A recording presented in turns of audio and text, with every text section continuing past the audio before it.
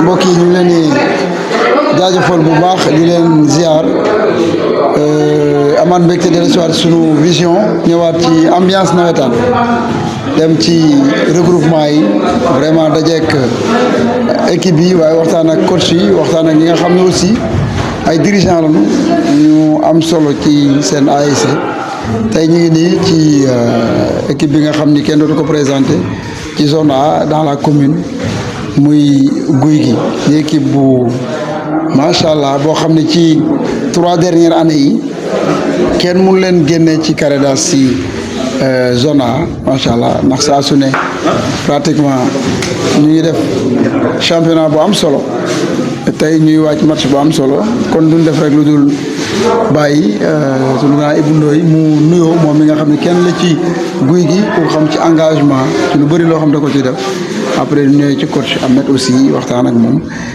ñu xool pratiquement ni muy préparer ses matchs ni muy waajalee li nga xam ne aussi moom mooy CNP bu 2025 ak objectif yi nga xam ne am na ko Ibou maa ngi lay ziar bàyyi la nga nuyoo waa sunu vision ñu lay jaajëfal bu baax a baax. waaw dëgg maa ngi lay ziar di rafetlu sa taxawaay di nuyu tamit axlu nawetaan. waaw di nuyu waa Jolof yëpp. vraiment di leen ziar bu baax di am mbégte bu rëy si ñoom parce que comme ni ñu jàppee nawetaan Jolof. surtout groupe bi nga xam ne temps yi moom lañ gars yi ñu acte nawetaan Jolof. nga xam ne ñëpp a ngi si. mu nekk lu rafet macha allah. waaw bu dul weesoo nag yow moom dañuy rafetlu sa taxawaay. si dëkk bi. macha allah rëccu woon li nga doon dëkkee ak ñun. parce que lépp loo xam ne nii tey population bi soxla na ko rek. wax dëgg yàlla yaa ngi ci dox. li nga mën ak li nga mënul. kon yow duñ def may di la jaajëfal. di xam ne yow suñu dëkk ak yow macha allah dañ ko rafetlu lool. voilà jërëjëf. ok merci beaucoup dina ñëw ci yow bàyyi coach mu nuyoo après ñu dugg ci waxtaan coach maa ngi lay ziar. waaw di jël maa ngi lay fay. di jaajëfal ñëpp di sant ñëpp di gërëm ñëpp. di jël nuyoo bi di ko teg ci loxo président Ibou. mi nga xam ne mooy suñu lépp. suñu grand suñu père suñu président. di jëlaat nuyoo bi di ko teg ci loxo Amadou Ba actuel président. ak membre ASC bi yëpp. sant ñëpp gërëm waa koñ bi ñëpp daal. macha allah jaajëf loolu am na solo ñu lay jaajëfal bu baax a baax di jaajëfal Amadou léegi mooy président ASC Guy gi ñu koy souhaiter vraiment bon vent yàlla nga jik Guy gi incha allah te jaajëfal di la ziar bu baax a baax a baax coach ma tàmbali ci yow. Guy gi ci saison bi nga xam ne ci la ñu nekk muy CNP 2025 ñu gis ni équipe yi ci bëri dañ def ay recrues loolu lu ñu nemmeeku lu ñu seetlu nañu ci nawetaan yi Guy gi côté recrue ndax dafa am ay joueurs yoo xam ne indi na leen pour dolli wala dafa jël choix ci ay xale koñom yi nga xam ni màgg nañu par rapport ak recrues yi ak wala da nga préféré jël say xale yi kon tey Guy gi lan la ci def. waaw laaj boobu boo ma ko laajee dinaa ci sawar tontu parce que nawetaan moom mercenaire ñoo ànd. mais ci côté ASC Gouy Gui mën naa ne li ñu gën a favoriser ren mooy suñuy xale. suñuy xale daal yaakaar naa ne moom lañ ci loolu lañ focus ci loolu la ñuy liggéey. boo xoolee recrues yi fi nekk mën nañ ne ñooñu nekk duñu ay mercenaires ci koñ bi. parce que jour boo xam ne football nga ci ASC bi 10 ans 8 ans 9 ans. sa lépp nekk ci ASC bi. même bu dul nawetaan sax programme bu fi am ñoom dañuy ñëw. ñooñu ñun mënatuñu leen a considérer ay mercenaires. waaw te booy xool ay 4 5 lañ ci. li des ci groupe bi yëpp ay booy koñ bi la. ci loolu daal lañ focus daal. waaw. c'est important ren niveau bi yéeg na gis nañ sa première sortie ci 4 grands yi yaa mujj gagné par série tiro bi mais leen li nga xam ne aussi nemmeeku noonu ko en tant que coach 10 matchs. benn bii la ñu dugal loolu soit laaj la boo xam ne ma koy laaj ñëpp défenseurs yi ñoo efficace ñoo baax wala attaquants yi ñoo amul efficacité wala milieu terrain yi ñoom ñoo deful passe décisif wala coach yi aussi ñoo liggéey boo xam ne mooy travail devant les buts lan mooy jafe-jafe bi. waaw loolu dama koy tënk ci ñaari mbir. boo xoolee ci benn côté bi manque d'efficacité am na ci. mais ci beneen côté bi coach yi boo xoolee seen travail lu ci ëpp défensivement lañ koy def. ok parce que boo xoolee défendre moo gën a yomb attaquer. défendre moo gën a yomb attaquer. pour équipe bi ñëw taxaw bañ a jël bii kooku moo gën a neex gérer que équipe bi nga xam ne dafa ñëw travail pour dugal. mais loolu nag dama ciy ñaax sama mbir mbokk coach yëpp jéem a entraîner waat liggéey ci attaquant yi. xam ne attaquant yi ñoom ñoo war a dugal. parce que 10 matchs benn bii loolu normal lu jàll. kon di ko commencé ci man rek. jéem a travailler waat attaquant yi liggéey xam ne fi ñu toll nii ay bii moo war a am. pour équipe yi mën a taxale ko xaw bi am. waaw parce que dañoo nekk CNP. CNP ay match nul loolu noonu kiiwul daal. waaw kon daal damay ñaax ñëpp. ak fi niveau bi toll. waaw ak fi niveau bi toll. ñu football 10 matchs bii amul. comme ni ma la ko waxee sànq rek. boo xoolee ñëpp dañuy travail ci ginnaaw. ci kanam gi daal moo des. te ñun seetlu nañ ko gis nañ ko. ñoo ngi ciy liggéey. ñoo ngi jëm ci benn match peut-être li ñu liggéey loolu yàlla mën na def résultat am si. boo doon tey noter sa équipe ci côté qualité jàpp nga ne sa première sortie tu es satisfait wala liggéey bi des na. non xam nga équipe bi tey su ma ko doon noter yaakaar naa ne mën naa ne lépp nekkul à 100%. du ma ko noter 100% quoi dama koy def 50-50 rek. parce que liggéey bi du jeex. da ngay liggéey tey pour match bi boo jugee ci match boobu da ngay liggéeyaat pour beneen match. kon mën naa ne note teel na. note teel na donte jugee naa ci victoire nag. mais nekkuma au top. waaw nekkuma au top maa ngi defaraat ak suma ay xale parce que ay xale yu ndaw laa yor. yoo xam ne nii mën naa ne seen i âge demeewul noonu. te en plus tamit ay petite catégorie la. ay cadet montant. ak boo yoo xam ne nii peut-être. bi ñu monté léegi 2 ans la. kon noote teel na. mais liggéeyaat daal. boo yoree xale yi mel noonu noo leen di gérer côté mental. waaw côté mental xam nga gérer groupe moom yombul.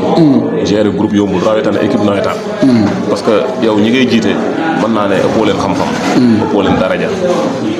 kon foofu dafa am nooy doxee ak ñoom.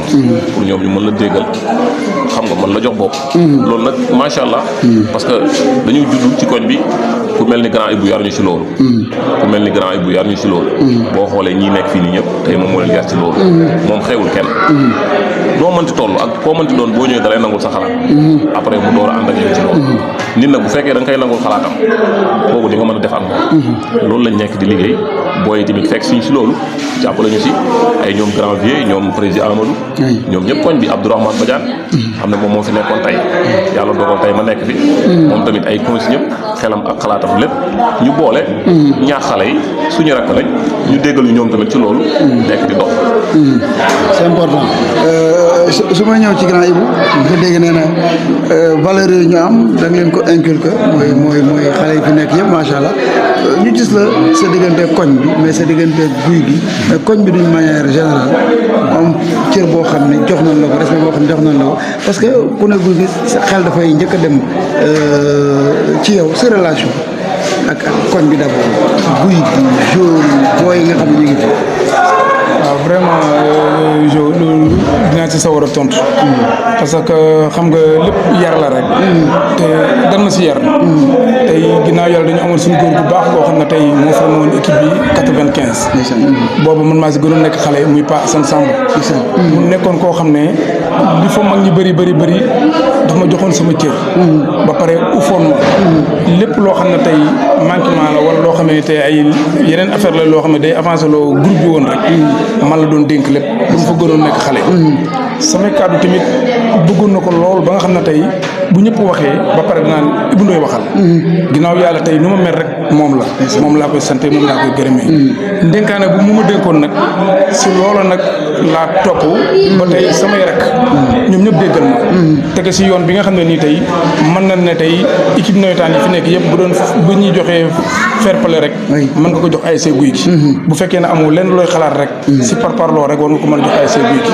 parce que amuñu lu nekk dal na leen fi. mais dañ koy muñ ndax conseil yi ma leen ñu conseillé. ñu nekk ay rek yoo xam ne nag ñu neex a àndal lan. su ma demee ba ñeme ginnaaw yàlla ñoom la. parce que tey ñi ñuy gis ñëpp. man maa ci mag. su ma demee ba nga xam ne tey président bi dama ko yëkkati sax na leen jël leen ko. topp seen ginnaaw. dama leen ñeme. te xam fi ñu jëm ak li ñu bëgg. moo war a tey man nangu leen ko jox topp seen ginnaaw. ñu ki nga xam ne tey yàlla def na moo ko jël muy Amadou. mu nekk moom it xale bu yaru. macha allah bi mu yëkkatee loxoom na bëgg na avant mu yëkkatee loxoom sax ñoom dëkk bépp nangul nañ ko. kon loolu ànd la ànd bu rafet. boo xam ne ni tey suñu góor ga moo ñu ko yaree woon mu topp ñu ñun ñëpp ba jugee si man ñëw si ñoom. vraiment loolu moom du ma def lu may di leen si sant ñoom di leen gërëm. te di leen ñaanal yàlla fépp fu ñu jëm yàlla na fa yàlla jëm. amiin nawetaan ren ñu bëri ñu ngi ñaan bu mu am violence mais comme ni mu commencé nii. ak peut-être que ni ko équipe yi bees yore ñu ngi koy teg ci yoon. tey appel bi nga xam ne en tant que sage en tant que koo xam ni kilifa nga ci dëkk bi ci koñ bi tey ci wàllu jàmm ci wàllu dal ci wàllu football nawetaan ba mu jeex kenn du ci am benn jafe ba ci sax yenn saaga yi sax boo ko saaga sax dañ lay alamaan yooyu yëpp aussi ban appel nga ciy def. waaw appel bi ma si def mooy di sant ñi nga xam ne tey ñoo génne xalaat boobu. ba tey ñëpp ànd si ak ñoom.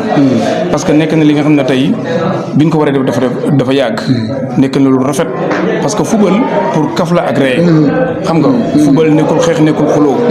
parce que tudd football dem na ba nga xam ne tey ay tuddante ay doom da cee am. dem na ba nga xam ne tey ay famille da cee am. parce que exemple bi may joxee rek mooy ñun suñu jour yi nga xam ne tey ñoom lañ yor fii. ñii dëkk Dakar ñii dëkk Louga. tey ñun waa Ndiobène yëpp kenn ku si nekk tey sooy wàcc da ngay dem kër yi nga xam ne tey ñoo nekkoon Dakar. dëkk fii ñëw nekk fi di football. léegi ñooñu nga def ñu doon say mbokk. te lépp football bi moo ko waral. dañuy def ba tabaski bu jotee. suñu joueurs yi ñu amoon ancien joueurs yëpp kenn ku si nekk dañoo am seen groupe bopp. dañuy fayal seen bopp seen paas. jëndal bopp seen maillot. ñëw na dañuy football ak seen rakk yi leen doon seetaan te nekkoon fi. kon xam nga kon football lu mën a boole la. kon maa ngi si woo ñëpp na leen kenn ku nekk nay bàyyi xel même. kii yi nga xam ne tey ñoom ñoo ñu di la fekk si muy mercenaires yi nga xam tey ñoo ñu di leen fekk si biir équipe yi nan leen ñi delloo seen cër boole leen si nga xam ne si koñ bi nga xam ne ñoom lañ dëkk ñu ànd nekk benn bokk ndey bokk bàyyi te xam ne yàlla moo leen boole ñëpp ay doomu aadama lañu ba bu ëllëgee ay résultats mën fa am yu rafet parce que àdduna yëmul fii rek vraiment daal li nga xam ne tey moom leen tëral ren du ma def lu may di si kontaan parce que man xaw ma xeex xaw ma xuloo te ñun suñu waa koñ si loolu la leen yar te loolu la ñu woote fu ñu toll si loolu la ñu dox kon lii moom du ñu def lu may di ñaanal président bi tamit yàlla suturaal ko jàppale ko ba mu am ndam si li nga xam ne tey moom lañ ko fal loolu am na solo su ma ñëw ci président xam naa ni man da jamono ji ko ma joxoon présidence équipe moom damay daw ni mu méttee yor équipe ni mu méttee mooy li mu laaj xam naa président xam na si dara laaj yi bëri na nawetaan dafa bëri ay réalité sarax yi sax moom kenn waxul moom sarax yi moom mais pratiquement nga jël tey guy gi pour la ci félicité bu baax a baax pourquoi tey nga engagé wu ne da nga bëgg jël guy gi doxal en tant que président. waaw damay commencé di sant yàlla. góor bu tedd bi di julli ci yonente bi. sallallahu alayhi wa sallam. di sant nag sama waa ASC yëpp. cant gi dama koy commencé ci président d'honneur. nekk tey mooy Ibou. yàlla suturaal ñu yaroo ci keppaaram. mu yar ñu ci yar bi nga xamante ni yaakaar naa ne yar bu exceptionnel. dama ko wax souvent dem naa ko mais fépp ñu dem. te ñuy wax turu président man suñ fa waree wax man waxal. man duma président. yàlla dafa def nag ñoom ñu xool ma ci seen biir ñu seppi ma. ne ma yow la. mënu ma def lu may. nangu cër kenn du ko bañ. cër kenn du ko bañ. te soo gisee loolu yàlla daf ma boole. ak ñoom. ñu nekk benn génération. ma ci sant ku mel ni Vieux Mor Bassine Diop. yaakaar naa ne daar yëpp ko xam ci football. su ko bëggoon tey président bi dama koy soumission bu jox ko ndax moom ma ko gën a mérité. ba tey jii nii li muy def ci ASC bi man defuma ko ci. football na fi nekk na fi capitaine def na fi wàññeeku nekk na fi ba tey lu muy contribuer sax ci ASC mën naa la ñun ñii kenn contribuer ñu koy ñaanal ko si yàlla. moom ak suñu secrétaire général sëñ Bassirou nekk membre comité directeur comme Vieux Diop. di sant aussi Aaron Sow bi nga xamante ni ñëpp fi. aussi mu nekk ci organisation stade bi loolu la ko fi traité mais dafa doon teew sacré groupement. mais organisation moom moo ko fi traité mu nekk suñu membre comité directeur. di sant ñi ma seqal ASC bi yëpp ñu nekk benn génération. kon bu naan ku ñeme rek dañ laay bi ñoom ñoo ma tax a ñeme tey lépp ñoom la tey man def ma lu may coordonné. nan leen defee nii nan leen defee nii waaye lépp lu fiy génn comme ressource. te ASC bi di ko utiliser rek jàppal ne doomu njóobeen doo ko. mu nekk ñu nekk ci biir réew mi comme ñu nekk ci bitim réew fépp waaye mos a toll ak foofu foo mën a nekk rek te nga nekk doomu njóobeen ñu ngi lay sant di la gërëm di la ñaanal yàlla la yàlla may di nga dolli ba yàlla may la nga defal ko ci équipe. ñu ngi sant bépp doomu njóobeen ñu nekk ci biir réew mi comme ñu nekk ci bitim réew. macha allah gis nañ seen doole gis nañ seen i moyens. gis nañ seen coono. yéen aussi yéen waa zone.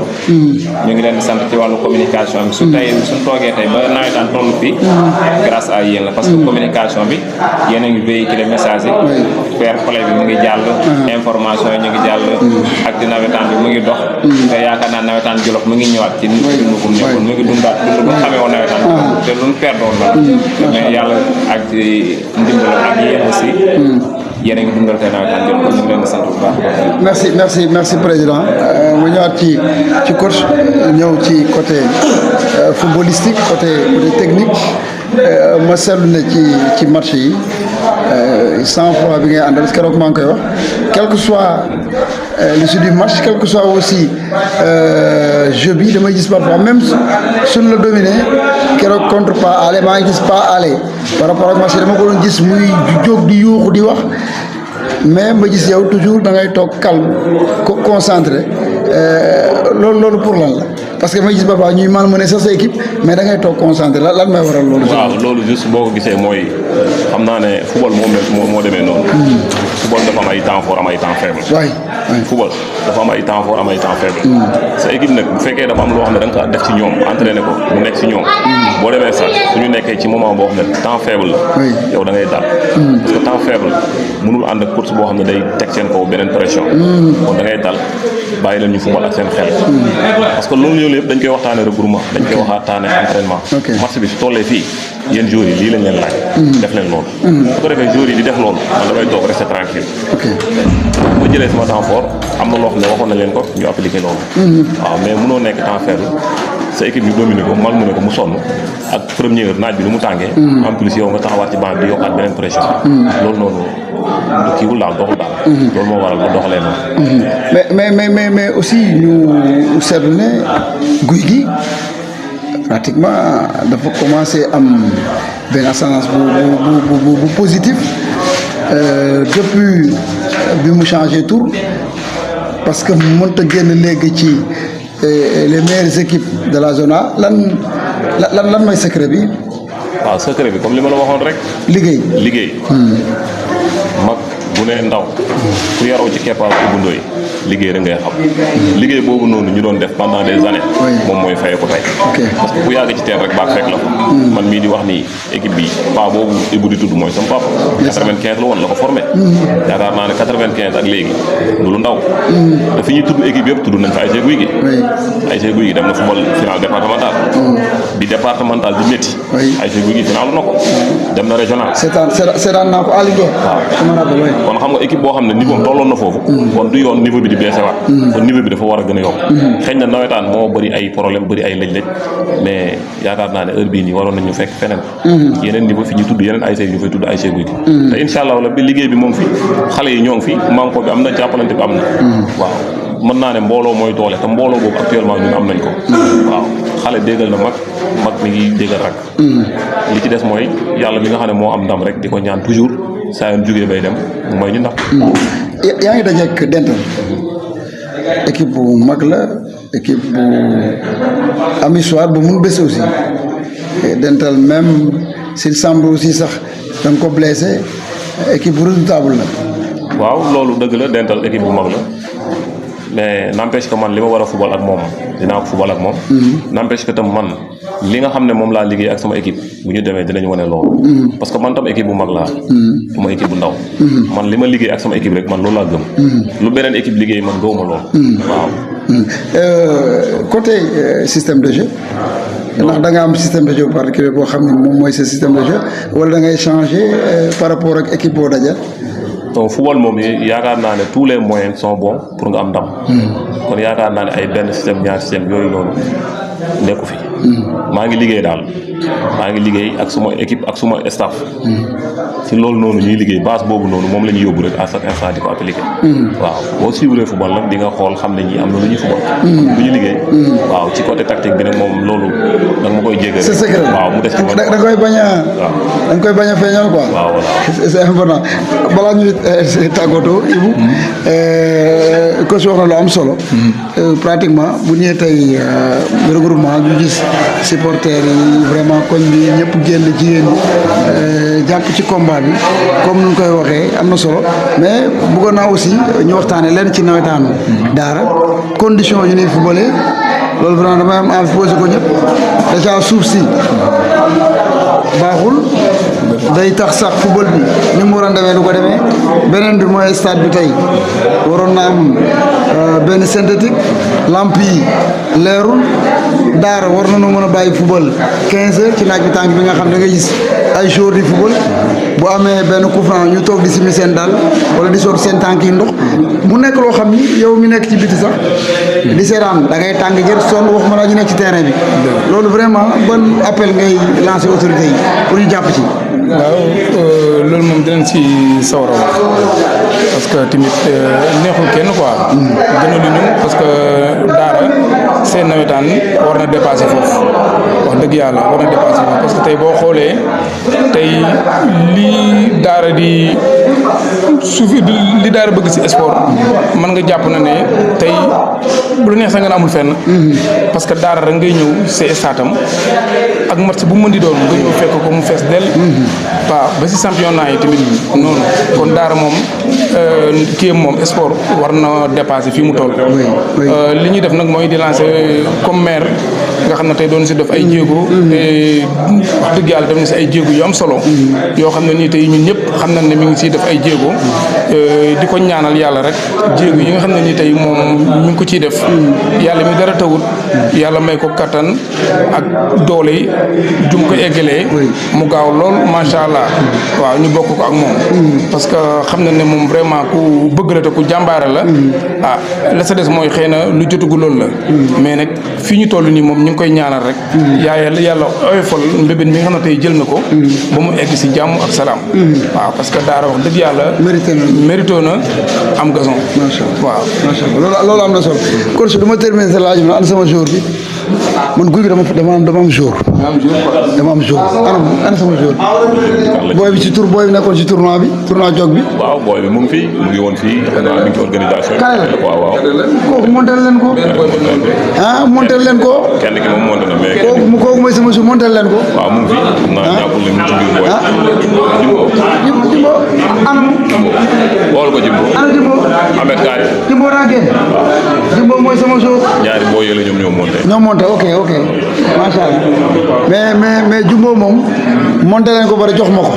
yàlla baax na. incha allah année prochaine. maa nekk agent am léegi ñu yóbbu ko mu dem yoonam. incha allah dama ko seetaan contre tournoi jog bi mu football waaw mu football ma xam ni kii macha allah yàlla may na ko ba pare balaa may pare sax gis naa waa jog wër dama balaa ma pare gis naa waa jog wër ma leen maanaam talent du làqatu talent du làqatu te dafa mën a football macha allah yàlla na ko yàlla lafal cat en tout cas ñu ngi leen di jaajëfal coach. merci beaucoup merci beaucoup jërëjëf waaw Diop bien non bien dinaa ko jël stade bien dinaa ko jël spécialement merci beaucoup jaajëf ensemble waaw si xam naa ko baax mais mi ngi ci ginnaaw di ko jàppale waaw non si non ma nekk ci suuf moo nekk ci suuf di joxe affaire yi maa ngi lay ziar naka mu maa yaa ngi ci jàmm macha allah ñu ngi doon waxtaan ci guy gi ñu gis ne bokk na léegi ci histoire daara ci wàllu football gis ne liggéey nga ci liggéey bu am solo ba tey nga jël jox Ahmed muy doxal mais nga topp ci ginnaawam di ko tax di ko jàppale nga dellu tuuti ci guy gi ak tey fi mu toll ak li mu am lan moo ko may. li ko may zoo mooy liggéey rek. ànd booloo muñalante te gone yi di déglu mag yi. loolu kese moo ko may parce que xam nga surtout loolu moo ci ëpp solo. waaw liggéey bu ngeen bëggee toujours muy avancer gone yi dañ topp ci gannaaw mag yi di déglu mag yi. ñuy liggéey di progresser muy jëm ci kanam. parce que liggéey yombul. parce que ku xool guy gi fa mu tolloon ak fa mu toll nii. nga xam ne am na changement. macha allah tey noonu aborder match bi kon Dental. waaw bon Dental dañuy ñëw rek comme ni ñuy ñëwee yeneen match yi rek. xëy na peut-être nag du yomb. ok sóoraale nañ loolu du yomb. parce que boo xoolee match de revanche la du confirmation. waaw dafa am foo leen jaaroon. waaw match de revanche la ou confirmation. ok parce que daaw xëy na peut-être dóor nañ ko mais défaite bi ko gën a métti. guy gi la mooy guy gi. waaw te fi ñu ko dóoree it dafa xaw a doy waar trop. waaw quart de finale. lañ ko éliminé. boo xoolee ñoo ko éliminé. kon donc bu ñu demee ba war a dajewaat du yomb kon donc match de confirmation la tey. confirmation la. guy gi dafa war a ñëw pour confirmer tey. bon ko ne carrément maa la dóoroon daaw dama lay dóor. am nga yaakaar bu baax ci sa équipe. incha allah macha allah merci beaucoup coach jaajëf ñu lay jaajëfal gars yi di leen jox rendez-vous beneen yoon incha allah di jaajëfal Cheikh Sibi bu nekkoon ci régie bi di leen jox di jaay incha allah beneen yoon sunu vision merci beaucoup.